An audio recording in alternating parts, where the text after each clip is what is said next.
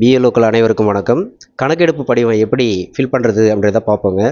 இப்போ இதில் காமிக்கப்பட்ட அந்த கணக்கெடுப்பு படிவம் எந்த மாதிரியான கேஸ்னால், இப்போ பார்த்தீங்கன்னா இவருடைய பிறந்த பதிவு பாருங்கள், 2000 பிறந்திருக்கார். கண்டிப்பாக இவர் 2002 வாக்கு இருந்திருக்கார்.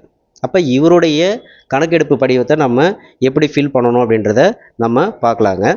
ஸோ அவர் டேட் ஆஃப் பர்த் போடுவார், ஆதார் நம்பர் எழுதுவார், ஃபோன் நம்பர் எழுதுவார், வாக்காளருடைய உறவினர் பேர், இப்போ எடுத்துக்காட்டுக்கு இங்கே தந்தை பேர் எழுதியிருக்கோம். அவருடைய 2025 வாக்காளர் பட்டியலில் இருக்கக்கூடிய எபிக் நம்பர் அது போடணும். அதேமாரி இந்த வாக்காளருடைய தாயார் பெயர், இது இங்கே கொடுக்கப்பட்ட டீட்டெயில் எல்லாமே 2025 இருக்கக்கூடிய டீட்டெயில் தான். ஓகேங்களா?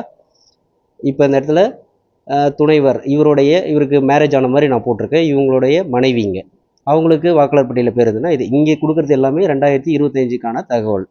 ஸோ அடுத்து பார்த்தீங்கன்னா இங்கே 2 காலம் இருக்குது. இங்கே என்ன போட்டிருக்குன்னா வாக்காளர் விபரம், முந்தைய தீவிர திருத்தத்தில் வாக்காளர் பட்டியல். இவர் 2000 தான் பிறந்தாருன்றதுக்காக அவர் கண்டிப்பாக அவருக்கு 2002 ஓட்டு போட்டிருக்க மாட்டார், வாக்களிச்சிருக்க மாட்டார். அப்போ என்ன பண்ணோன்னா அவருடைய உறவினர் யாராவது ஒருத்தவங்க 2002 வாக்களிச்சிருப்பாங்க.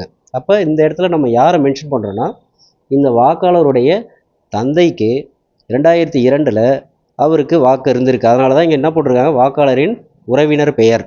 அப்போது இந்த வாக்காளருடைய தந்தை பெயரை எழுதுகிறோம். பக்கத்தில் நீங்கள் ப்ராக்கெட்டில் வாக்காளருக்கு இவர் என்ன உறவு அப்படின்றத இங்கே எழுதிடுங்க. இப்போ கண்ணன்றவர் வெங்கடகிருஷ்ணனுக்கு தந்தை அப்படின்றத நீங்கள் மென்ஷன் பண்ணிவிடுங்க. அதுக்கப்புறம் பார்த்தீங்கன்னா இங்கே இருக்கக்கூடிய எபிக் நம்பர் 2002 இருக்கக்கூடிய எபிக் நம்பர். ஓகேங்களா? அந்த எபிக் நம்பர் தான் இங்கே நம்ம போட்டிருக்கோம். அதுக்கப்புறம் உறவினர் பேர், இவர் யார், மூர்த்தின்றவர் யாருன்னா கண்ணனுடைய தந்தை. இப்போ எப்படி சொல்லலாம்னா, மூர்த்தின்றவர் வெங்கடகிருஷ்ணனுடைய தாத்தா. அதாவது இங்கே இருக்கிறது கண்ணனுடைய தந்தை பேரை தான் எழுதுகிறோம். இந்த மூர்த்தின்றவர் தந்தைக்கு என்ன ரிலேஷன்ஷிப்பு, அதுக்கப்புறம் மாவட்டம் புதுச்சேரி, மாநிலம் புதுச்சேரி, இதெல்லாம் பார்த்து சட்டமன்ற தொகுதி பாகூர், இதெல்லாம் உங்களுக்கு தெரியும். இது இங்கே கொடுக்கப்பட்ட டீட்டெயில் எல்லாமே 2002 வெங்கடகிருஷ்ணன் அவருடைய உறவினர்னால் அப்பாவுடைய டீட்டெயில். அவங்க அப்பா 2002 வாக்களிச்சிருக்காரு அப்படின்ற மாதிரி நம்ம இங்கே பண்ணியிருக்கோம். அதுக்கப்புறம் வாக்காளர் இங்கே கையெழுத்து போட்டுருவாங்க. அதுக்கப்புறம் வாக்குச்சாவடி நிலையில் கையெழுத்து போட்டுருவார். நன்றி, வணக்கம்.